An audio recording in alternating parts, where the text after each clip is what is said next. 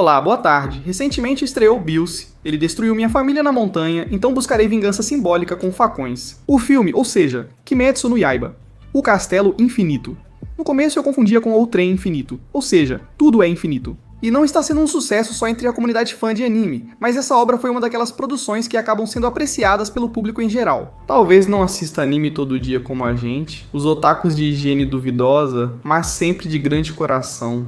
Isso já diz muito sobre a qualidade da animação tão intensa e sobre a capacidade que ela tem de prender todo mundo que cruza o caminho dela. Se você for ao cinema, talvez encontre o combo completo.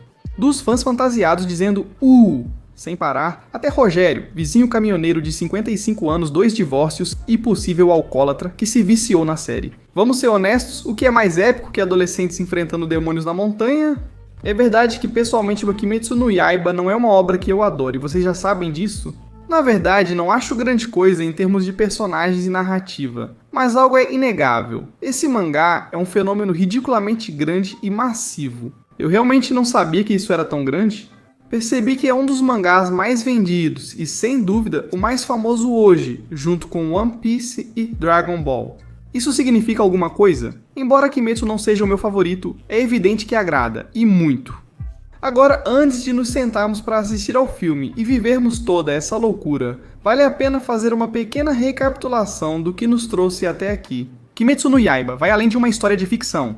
É um relato que mistura tragédia, família, dor, redenção e um estilo visual que te dá um tapa na cara toda vez que começa uma batalha. Neste vídeo, vamos relembrar os principais momentos dos arcos anteriores, desde o início de Tanjiro até os confrontos marcantes, além de analisar os protagonistas e antagonistas e o que os torna únicos. Por fim, vamos aprofundar temas da obra, como família e sacrifício. Tudo isso e, obviamente, sem estragar o que está por vir no filme, já que a ideia é que isso seja um preparativo.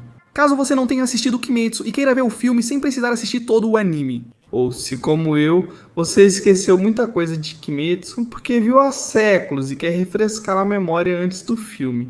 Sem mais enrolação, peguem suas katanas imaginárias, respirações absurdas e vamos ao mundo de Kimetsu no Yaiba. Tudo começa com o que parece ser uma vida tranquila e humilde nas montanhas, Tanjiro. Kamado é muito gente boa, trabalhador e mora com a mãe e irmãos em uma casinha isolada na neve. Sua rotina é normal e simples. Vender carvão na vila, ajudar em casa e ser o irmão mais velho sempre sorridente para os outros. Se a vida de Tanjiro, o vendedor de carvão, fosse só tranquila, não teríamos anime, filme ou cosplay do Inosuke quase pelado nas convenções. O primeiro golpe vem de forma brutal. Tanjiro volta um dia do trabalho tranquilo e descobre que um demônio destruiu toda a sua família. Todos morreram, menos sua irmã Nezuko, que foi transformada em demônio. Aqui ocorre a primeira grande reviravolta da história. Pois, ao contrário de outros protagonistas que talvez dissessem bom, irmã demônio, como uma inimiga, Tanjiro prefere se apegar à esperança. Ele decide que vai proteger Nezuko a todo custo e buscar uma forma de devolver a humanidade dela. Esse início não é forte apenas pelo impacto da tragédia, mas também porque já estabelece o coração da história, a relação entre irmãos. Desde o início percebemos que Kimetsu no Yaiba não é um anime de quero ser o mais forte Hokage, ou similar. Aqui somos movidos pelo amor fraternal. Além disso, nesse arco conhecemos um dos personagens mais importantes de toda a obra. Tomioka, o pilar da água que é estiloso pra caramba, poxa vida. É ele quem cruza o caminho de Tanjiro e Nezuko, e que no começo está prestes a cortar a cabeça deles. Mas vendo a determinação de Tanjiro, e como Nezuko, mesmo sendo um demônio, mostra essa humanidade protegendo o irmão, Tomioka decide lhes dar uma chance. Ele lhes indica o caminho dos caçadores de demônios e os coloca sob a tutela de Urokodaki, o velho mestre da respiração da água. O treinamento com o velho também começa aqui, embora ainda não o vejamos em toda a sua glória. Tanjiro começa a descobrir que não se trata apenas de brandir a espada de qualquer jeito, mas sim de dominar a respiração, a concentração e a disciplina. Resumindo, este arco inicial é um soco emocional que te prende do começo ao fim. Tem dor, motivações, dinâmica central, isso é essencial em um arco introdutório, certo? Se depois desse primeiro episódio você não ficou preso, provavelmente é porque, bom, é compreensível, mas enfim, cada um com o seu gosto. Embora na verdade com o primeiro capítulo nem foi tão ruim, já vi piores. Ou talvez seja porque Muzan já te transformou em um demônio, e por isso você não gosta e não quer admitir. Com essa tragédia, e Nezuko virando um demônio kawaii, mas perigoso se provocada, tipo um gato, Tanjiro treina com o velho mestre rabugento, mas de bom coração. Essa parte é fundamental, pois mostra a transformação de Tanjiro de um garoto bondoso e sem técnica para um bom lutador. O treinamento não é qualquer coisa. O velho não enrola, põe ele para correr montanha acima com armadilhas e cortar pedras gigantes, entre outras coisas. E claro, Nezuko dorme por meses como parte do seu processo de adaptação demoníaca. Então Tanjiro se vira sozinho com a companhia do velho. Depois de quase 2 anos se esforçando ao máximo, chega o momento de enfrentar o famoso exame de seleção final, que decide quem pode se tornar um caçador de demônios, de forma oficial. E obviamente não é nenhum tipo de prova de múltipla escolha, como se fosse o colégio ou a universidade. Aqui eles te jogam numa montanha cheia de demônios e salve-se quem puder. É nesse arco que Tanjiro realmente mostra a coragem que tem, não só porque luta contra demônios cada vez mais fortes, mas porque enfrenta um em particular que tem história com o velho. Um demônio muito grande e deformado que foi capturado pelo mestre anos atrás e que desde então tem sido a sombra que persegue o velho. Quando Tanjiro o derrota, não é só uma vitória pessoal, também é como libertar todas aquelas almas presas em seu ressentimento. O arco do exame também apresenta novos protagonistas, Zenitsu, o medroso, e Inosuke, o maluco do javali. Embora ainda não brilhem em todo o seu esplendor, já dá pra ver que são personagens que obviamente vão dar o que falar. Após o exame, Tanjiro ganha seu uniforme preto e sua espada. Tanjiro, uniforme, espada. E qual cor aparece? Preto? Uma cor muito rara e que muitos associam ao azar. Enfim, como protagonista de um shonen, imagino que ele vai aproveitar isso e se tornar excepcional. Este arco marca o nascimento de Tanjiro como caçador de demônios, deixando de ser só um irmão tentando salvar a irmã. Agora ele faz parte de uma organização secreta com um propósito muito claro. Já com o uniforme novo, katana em mãos e Nezuko na mochila, Tanjiro começa suas primeiras missões como caçador. E embora a maioria sejam confrontos simples contra demônios que estão por aí incomodando nas vilas, o arco de Asakusa é um divisor de águas nessa história. Primeiro porque aqui conhecemos Muzan, o chefe, o demônio supremo e o próprio Michael Jackson, como foi apelidado pelo fandom. O encontro é incrível porque Tanjiro o reconhece no meio de uma cidade cheia de gente só pelo cheiro. Tanjiro fica em choque. Muzan não está apenas passeando tranquilamente, como também vive com uma esposa humana e uma filha. Caso não se lembrem, foi Muzan quem, em teoria, acabou com a família de Tanjiro. É um golpe duro para Tanjiro e para nós, pois mostra que o vilão não é um monstro escondido, mas alguém que se mistura à sociedade e passa despercebido. A tensão aumenta quando Muzan transforma um inocente em demônio para distrair Tanjiro. Aqui já fica claro, esse cara não é uma boa pessoa. Esse arco apresenta Tamayo e Yushiro, 2 demônios distintos. Tamayo, médica, prefere estudar o sangue demoníaco a devorar humanos, para tentar reverter a transformação. Yushiro, seu assistente, é um demônio ciumento e sarcástico que traz humor ácido às cenas. Para Tanjiro, encontrá-los é um alívio, confirma que existe a possibilidade de que Nezuko realmente possa ser curada. Mas claro, nada é tão fácil. Muzan, paranoico como sempre, manda 2 dos seus 12 Kizuki, demônios de elite, Yahaba e Suzumaru, que se apresentam como uma dupla bastante excêntrica. Yahaba controla flechas que guiam os movimentos de suas vítimas, e Suzumaru lança bolas gigantes com força devastadora. A luta é incrível, pois é a primeira vez que Tanjiro e Nezuko batalham juntos com outros aliados, em um ambiente urbano e com regras de rua. O interessante é que essa batalha também mostra a evolução de Nezuko. Mesmo sendo demônio, ela age com o coração humano, protege Tanjiro e se arrisca sem medo. Isso fortalece o vínculo com Tamayo, que desenvolve carinho por ela. O arco de Asakusa cumpre várias funções. Apresente o vilão principal de maneira imponente. Abre a possibilidade de cura para Nezuko e traz uma batalha memorável contra demônios com poderes únicos. É um ponto onde a história já fica um pouco mais ampla, certo? Depois de sobreviver ao tremendo confronto, Tanjiro vai direto para uma de suas primeiras missões sérias, a mansão Suzumi. Aqui não só há demônios estranhos, mas também surgem 2 dos personagens mais queridos e cheios de memes da série. O vilão da vez é Kyogai, um demônio com tambores incrustados no corpo que dá um pouco de arrepio. Ele bate no corpo e a mansão gira, se distorce e muda de direção. Uma espécie de mecânica de chefe final muito divertida de assistir, pra falar a verdade. O design do personagem é muito louco. Apesar de não ser dos mais fortes, ilustra bem o conceito central de Kimetsu. Demônios já foram humanos e costumam ter um passado trágico, por isso surgem tantos memes. O mais importante desse arco é apresentar Zenitsu e Inosuke. Zenitsu aparece como um covarde barulhento, mas revela seu verdadeiro poder ao dormir. Inosuke surge com máscara de javali e sem filtro, sendo bruto, mas acaba conquistando a todos. A mansão Suzumi é o arco onde Tanjiro deixa de ser um herói solitário e finalmente forma seu grupinho shonen. A partir daqui, não lutamos apenas contra demônios, também vamos rir e, acima de tudo, nos apegar a esse grupo tão peculiar de desajustados. Após a mansão Suzumi, Tanjiro, Zenitsu e Tainosuke enfrentam um de seus inimigos mais assustadores até então. Rui, um demônio que não só assusta, mas também é uma das luas superiores, o que significa que está em outro nível. É puro poder, com habilidades que desafiam até os mais experientes. Rui domina técnicas de aranha. Cordas invisíveis, ataques estratégicos e precisão mortal tornam a missão um autêntico campo de testes. Não é só força bruta, ele também tem muita inteligência em combate, como diriam os jovens de hoje em dia. Zenitsu segue como um drama ambulante, mas revela seu potencial ao adormecer. Já Inosuke age impulsivamente. O grande momento deste arco é Tanjiro lembrando como seu pai dançava uma boa bachata e desbloqueando a dança do deus do fogo. Estilo inspirado na respiração da chama, une movimentos fluidos e precisos, mostrando força e coragem. Aqui não é só força física, por isso repito tanto, cada golpe tem intenção e estilo. E é aqui que vemos que Tanjiro começa a se transformar de novato para um caçador capaz de enfrentar demônios realmente perigosos. Aqui vemos outra constante da obra. Mesmo com um ótimo power-up, Rui está em outro nível.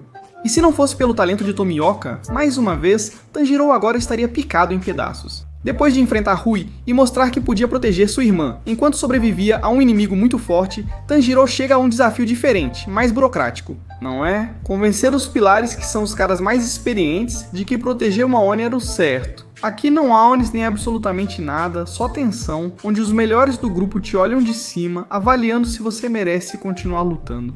O julgamento serve como um tour rápido pelos pilares, mostrando suas personalidades e códigos morais.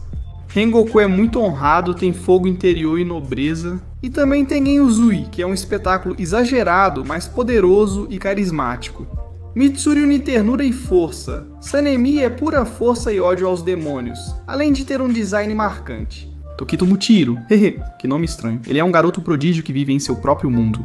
Himejima, um grande monge, considerado o mais forte e também muito nobre e justo. Tanjiro se mantém firme em defender Nezuko. Não é apenas um ato de amor entre irmãos, é uma prova de determinação e empatia. Seu argumento se baseia em fatos. Ele enfrentou Muzan, sobreviveu a Rui, protegeu a irmã e mostrou habilidade. O julgamento mostra que só bater forte não basta. O verdadeiro caçador une coração, técnica e força. Além disso, esse momento nos permite conhecer melhor os pilares e entender como eles pensam, como se relacionam com os novatos e por que são figuras tão respeitadas e temidas. Tanjiro é parcialmente aprovado. Os pilares reconhecem seu valor e o desejo de proteger a irmã. Esse arco reforça a ética do protagonista e estabelece a dinâmica de respeito e colaboração, que será vista no treinamento dos pilares e na futura missão do Castelo Infinito. A partir daqui é onde Kimetsu acelera e nos diz: pessoal, se preparem porque vem coisa grande por aí. A premissa parece muito simples, um trem assombrado por um demônio, mas o resultado é uma das histórias mais intensas e marcantes do anime recente. A viagem parece normal. Tanjiro, Nezuko, Zenitsu e Inosuke vão ao trem investigar desaparecimentos. A situação fica interessante com a chegada de Enmu, um demônio que parece funcionário de perfumaria, mas é sádico até o último fio de cabelo. Seu poder é simples e assustador. Ele faz você dormir e te prende em um sonho perfeito, mostrando seu maior desejo. Para Tanjiro, isso é rever sua família morta, causando forte impacto emocional. Como se eu dormisse e visse um mundo cheio de pizza. Claro, Tanjiro é um protagonista determinado e quebra o feitiço ao estilo shonen, usando pura força de vontade e um golpe de katana metafórico e literal em si mesmo. É um momento que mostra que, além da ação, a série sabe como mexer com seus sentimentos. Mas o verdadeiro destaque é Rengoku, o pilar das chamas. Desde que aparece, esse cara rouba a cena. Ele é super querido hoje em dia pelo fandom, e isso que aparece bem pouco. Sua energia contagia, nobreza emociona e otimismo inspira todos a segui-lo. Mas olha, ele não é só um personagem carismático, também é um lembrete do que significa ser um pilar, essa mistura de força incrivelmente alta e responsabilidade. A luta final é daquelas que ficam gravadas na memória, Rengoku contra a casa. Uma lua superior poderosa mostra que demônios de alto nível são de outro patamar. A animação está incrível, mas o mais marcante é a sensação de impotência, não os visuais. Pela primeira vez, entendemos que até mesmo os mais fortes podem morrer. E quando o Rengoku se sacrifica para proteger a todos e cumprir seu objetivo e dever, sentimos como se fosse uma facada direta no cóccix. O arco do trem infinito é muito querido pelo fandom por diversos motivos. Combinação impressionante, emoção, mostra Tanjiro lidando com sua dor e traz o primeiro grande sacrifício da história. Aqui fica claro que a série não poupa ninguém, todos podem morrer e não há final feliz certo. Devo dizer que, pessoalmente, quem me conhece sabe, pra mim, esse arco do trem infinito não foi tudo isso, mas entendo e respeito que é um bom arco e que é amado e adorado por muita gente. Só que pra mim, pessoalmente, pra este que vos fala, não gostei tanto assim. Após esse golpe emocional irreversível, nos é dada uma missão com luzes de neon, tambores, demônios e trabalhadoras do entretenimento, o Distrito Vermelho. Aqui conhecemos Uzui, o pilar do som, um cara exagerado a ponto de ter 3 esposas e correntes de acessórios. Por trás de tanta besteira, há um ninja e caçador de demônios com um poder brutal e uma estratégia que deixa nosso trio de boca aberta. Primeira impressão, esse cara é um idiota. Um show, mas ele sabe o que faz. Os vilões desse arco são uma dupla, Daki e Gyutaro, irmãos demônios que funcionam como um espelho distorcido e oposto de Tanjiro e Nezuko. Eles foram humanos, sofreram juntos, mas a maldade corrompeu seu vínculo. A luta impressiona não só pela animação de alto nível, mas também por mostrar a força dos laços familiares. Como o amor pode ser proteção ou condenação. Esse arco traz um grande confronto com outra lua superior, elevando o nível imediatamente. O nosso trio precisa aprender a lutar em equipe e entender que a força individual não é suficiente, é o conjunto que faz a diferença. Em resumo, o Distrito do Entretenimento consolida Tanjiro e seus amigos como uma equipe sólida. Nos apresenta com um pilar carismático, excêntrico e cheio de estilo, e nos lembra que os inimigos de nível de elite não são um passeio no parque. E acima de tudo, que no Distrito Vermelho há diversão para adultos. Após o Distrito Vermelho, nossos heróis fazem uma pausa e chegam à Vila dos Ferreiros, onde fabricam espadas, justificando o nome. Esse arco se destaca por dividir o protagonismo. Conhecemos Mitsuri Kanroji, pilar do amor, e Muichiro Tokito, pilar da névoa, que inicialmente parecia distraído, mas revela grande talento. Aqui vemos que os pilares não são apenas personagens fortes, mas também têm sua própria história e estilo. Os vilões se destacam Yoko, com seu vaso vivo de pesadelo de porcelana, e Hantengu, que multiplica emoções em clones. São grotescos e assustadores, mostrando que a série não alivia nos designs monstruosos. As lutas são cheias de horror e extravagância, sempre surpreendendo, porém Nezuko é o destaque desse arco. Até então, ela era a irmã demônio protegida, mas na Vila dos Ferreiros. Ela salta alto e demonstra resistência ao sol, algo totalmente... Ela deixa de ser só a irmã em perigo e vira uma guerreira, começando a derrotar demônios por conta própria. A Vila dos Ferreiros marca um ponto de virada, amplia o mundo, aprofunda os personagens principais e prepara para confrontos maiores. Agora chegamos a um dos arcos que funcionam como uma preparação antes da batalha final. Aqui vemos os pilares se esforçando ao máximo. Eles não são apenas os caras mais poderosos do mundo dos caçadores, mas também levam o treinamento muito a sério. Além disso, nos fazem sentir como se estivéssemos suando e apanhando também. Cada um tem seu estilo, jeito de treinar e seu toque maluco. Tanjiro, Zenitsu e Inosuke entram nisso como se fosse um parque de diversões. Não é só fortalecer os músculos ou aperfeiçoar as técnicas de respiração, é aprender a pensar como um pilar. A antecipar os ataques de um inimigo que pode te destruir em um piscar de olhos e, acima de tudo, a confiar nos seus companheiros. O arco funciona como um respirem fundo, porque a partir daqui as coisas vão ficar muito intensas. Eles mostram que o poder vem da disciplina, treinamento e coragem, não de um golpe milagroso ou power-up. Para destacar que a missão do Castelo Infinito será muito intensa. Tratam-se de demônios de alto nível em grande número, inimigos implacáveis e um cenário onde qualquer erro pode ser fatal. O legal desse arco é que ele combina ação com... Os Hashiras exageram técnicas, discutem e competem no clássico arco de treinamento antes de um grande arco. Resumindo, o treinamento dos Hashiras é bastante fanservice para quem ama os personagens e um aperitivo do que está por vir. E também uma demonstração de que Tanjiro e companhia ainda tem muito o que aprender. Até aqui seria o resumo. Antes de irmos para o Castelo Infinito, agora vamos falar um pouco sobre os personagens individualmente. Tanjiro. Se fosse preciso descrevê-lo em uma frase, seria algo assim: o cara mais gente boa do anime, mas com uma katana capaz de cortar seu prepúcio. Desde o início sua motivação é clara, proteger a irmã e vingar a família. O interessante é que, diferente de outros protagonistas que geralmente são guiados pelo poder ou ambição, Tanjiro tem um coração enorme. E olha, ele não é bom só por ser. Quando precisa matar alguém, ele faz isso. Depois chora de tristeza, mas executar, ele executa. Outro ponto importante, seu treinamento e crescimento não são dados de graça. Cada luta deixa ele à beira da morte. Tanjiro é o tipo de herói que faz você pensar que, se esse maluco ainda está vivo, é teimosia e proteção narrativa. Seu estilo de luta mistura várias coisas e isso também o mostra como um personagem que flui, mas que pega fogo quando é necessário, aguinha e foguinho.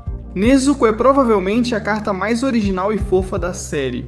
Quando você acha que a história vai ser aquela típica de irmã em apuros, a criadora a transforma em um demônio, e a partir daí quebra muitas expectativas. O contraste de ser uma criatura com força brutal é o que mais prende.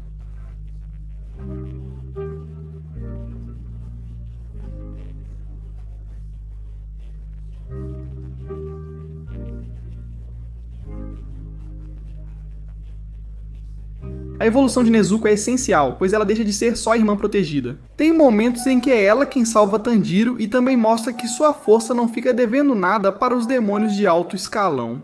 Zenitsu é um personagem frequentemente subestimado. No início ele era chorão e barulhento, e todos ficavam incomodados e atordoados com seus gritos. Por trás desse medo constante, há uma determinação que o faz um dos mais poderosos do grupo. Sua característica mais icônica é que, quando desmaia de medo, seu corpo luta sozinho, ou seja, o cara atinge seu nível máximo quando literalmente morre de susto. Mas isso tem um simbolismo poderoso. O verdadeiro Zenitsu, mesmo com medo, avança quando a vida de outros está em risco. Não é sobre quem ele é dormindo. Seu estilo de respiração do trovão é puro vigor e rapidez. O curioso é que, ao contrário de outros caçadores que aprendem várias formas, ele aperfeiçoa apenas uma ao máximo. Isso o transforma em um especialista letal. Já dizia Bruce Lee, tenho medo de quem conhece só um movimento, mas o praticou 1000 vezes, não de quem conhece 1000 movimentos. Inosuke surge quase como um animal, criado nas montanhas, usa máscara de javali e não teve contato social. No começo ele parece mais um rival do que um aliado, mas muito rápido se torna um dos pilares do grupo. Inosuke era interessante por sua dualidade. É um guerreiro brutal que busca mostrar força, mas também é infantil e inocente. Às vezes sua vulnerabilidade surge, mostrando que por trás da fachada selvagem há um garoto que deseja amor e pertencimento. Seu estilo de combate combina o selvagem com o instintivo, e eu acho que o que faz ele ser mais querido é a comédia que ele traz. Sem Inosuke, a comédia de Kimetsu no Yaiba ficaria muito fraca. Quanto aos antagonistas? Muzan. A maioria logo nota sua semelhança com Michael Jackson, mas além disso, ele é um vilão que funciona bem inicialmente. Ele não é carismático, mas assusta um pouco. É o demônio original, criador dos outros. E o que o define é o medo absoluto de morrer. Esse medo o transforma em um ser impiedoso, disposto a fazer qualquer coisa para sobreviver. Ele não faz grandes discursos, nem tem ideias grandiosas, não busca criar um novo mundo, nem ser adorado. Sua motivação é simples, assim como ele, quer só continuar vivo. Algo que o coloca mais próximo de um animal do que de um antagonista tradicional, guiado apenas pelo seu instinto de sobrevivência. Muzan é o oposto perfeito de Tanjiro. Enquanto o protagonista simboliza compaixão e humanidade, Muzan representa egoísmo extremo e rejeição de laços humanos. Quanto às luas, o corpo de extermínio tem os pilares, mas Muzan não fica para trás. Seus soldados mais letais são as 12 luas demoníacas, divididas em inferiores e superiores. As inferiores não duraram, mas as superiores são diferentes. Inimigos memoráveis com um design bastante espetacular. Vamos conhecer mais sobre eles no filme, mas deixo aqui uma prévia dos 3 mais poderosos. A casa é um dos favoritos dos fãs por seu visual marcante, combate brutal e ótima trilha sonora. Diferente de outros demônios, ele segue um código de honra. Não ataca mulheres, respeita adversários fortes e busca superar limites. Em outras circunstâncias, você poderia confundi-lo com um guerreiro humano. O interessante em Akaza é sua tragédia pessoal que o levou a se tornar um demônio, mas ele nunca perdeu completamente o senso de respeito. Cada luta com ele é mais um duelo do que um simples confronto. No fundo, é um inimigo que você não quer odiar. Se Akaza tem honra, Doma é o oposto. Com um sorriso constante e tom gentil, ele é um dos vilões mais perturbadores. Fique seu Kimetsu no Yaiba. Ele é um psicopata completo, não tem emoções, não tem amor, não sente compaixão, tudo nele é uma máscara. Essa apatia total o torna um monstro sob aparência inocente. Realmente, esse cara dá arrepios e mostra uma ausência total de humanidade. Finalmente, chegamos a Kokushibo, a lua superior número 1, e um dos demônios mais fascinantes da história. O que o torna especial não é só sua força imensa, mas também a sensação de mistério e ameaça que o cerca. Cada aparição sua transmite um peso histórico e uma aura de superioridade que poucos inimigos conseguem projetar. O interessante de Koku não é só sua capacidade de lutar, mas o que ele representa. Um retrato sombrio de quando ambição e medo guiam decisões. Lembra os limites entre força, propósito e moralidade. No filme, certamente veremos pistas do seu passado. O que torna Kimetsu diferente é que mesmo entre seus vilões, não existem monstros de pura maldade. Todo demônio já foi humano e aceitou o poder de Muzan por causa de uma dor ou ferida. Isso faz as pessoas gostarem muito desses personagens. Atualmente, vilões quebrados estão em alta, enquanto os que são apenas maus costumam ser ignorados, desprezados ou subestimados. Então é normal. E bom, chegamos ao final deste pequeno passeio por Kimetsu no Yaiba, antes do filme. Com isso, vocês já estão mais do que preparados para ir assistir ao filme e fingir com seus amigos que viram a série. Ou, bom, se quiserem só relembrar alguns pontos em um resumo bem condensado, é verdade que eu pulei um monte de coisas, mas é que se eu fizer um resumo muito completo de Kimetsu, não seria meia horinha e sim quase 2 horas.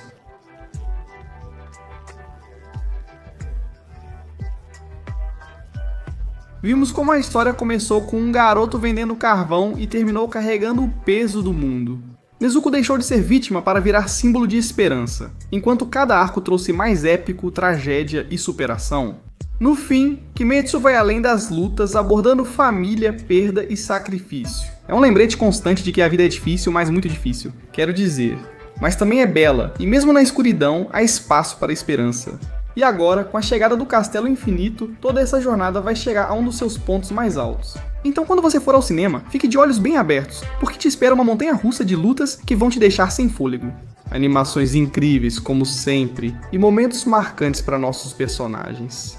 Se você acompanha o anime, prepare-se para o maior desfecho. Se ainda tem dúvidas, confira, pois já adianto, mesmo sem uma trama ou personagens que mudem sua vida... olha, é bonito, é divertido e... não sei, às vezes a gente tem que deixar um pouco os preconceitos de lado, né? Enfim, me digam nos comentários se vocês também querem que eu faça um vídeo sobre o filme, tá bom? Porque isso seria obviamente à parte. Eu já vou ficando por aqui e a gente se vê nos próximos vídeos. Tchau!